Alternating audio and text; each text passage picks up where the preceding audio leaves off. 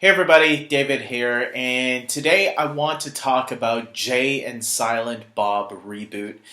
This is a movie that I bought on iTunes and I decided to check it out because I've been looking forward to this movie actually. I own all of Kevin Smith's other movies in the Askew universe, and you know what? I enjoy them all thoroughly. Some of them obviously more than others. Mallrats and Dogma are probably the first Jay and Silent Bob are probably my favorites. Clerks has actually grown on me. The first time I saw it, I remember it was a couple years back. I saw it for the first time because I thought, man, I might as well. I've never seen it, and that was the movie that got him started. And I thought it was a little overrated at first, but then I saw it again just recently. Before I saw Jay and Silent Bob Reboot, I decided to binge all the films again in order.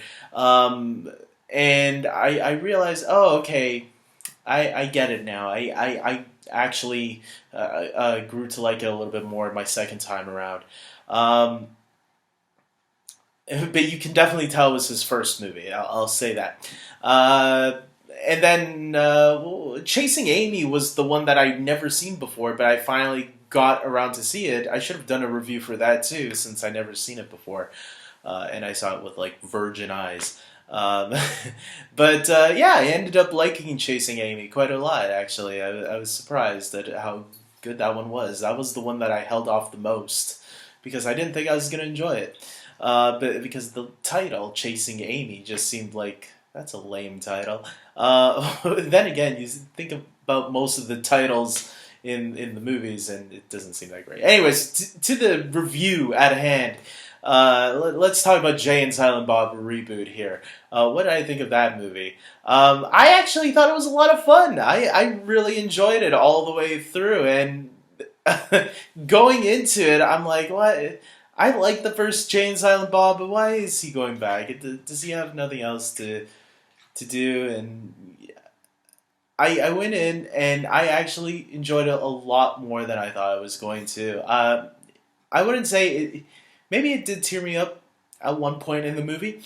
Not too much. It's not like a Pixar movie, but there was a nice, real sweet story here about Jay and his daughter. The daughter being played by Kevin Smith's real daughter, Harley Quinn Smith. Which I thought she was great in this movie, as well as the rest of the cast. I really love the cameos in this film, and just very similar to the first Jay and Silent Bob movie, which they reference a lot in this one. They reference all of Kevin Smith's previous films that are connected together, and it's great to see all the cameos, just like in Jay and Silent Bob Strike Back. It's very similar in terms of structure. And they kind of make fun of that in the beginning because Jay and Silent Bob are kind of like the Deadpool of they kind of were breaking the fourth wall before Deadpool, and so I think there should actually be a crossover between those characters, and so they kind of tell you early on in the beginning of what a reboot is. Although I kind of disagreed with what the reboot was, the way they explained it.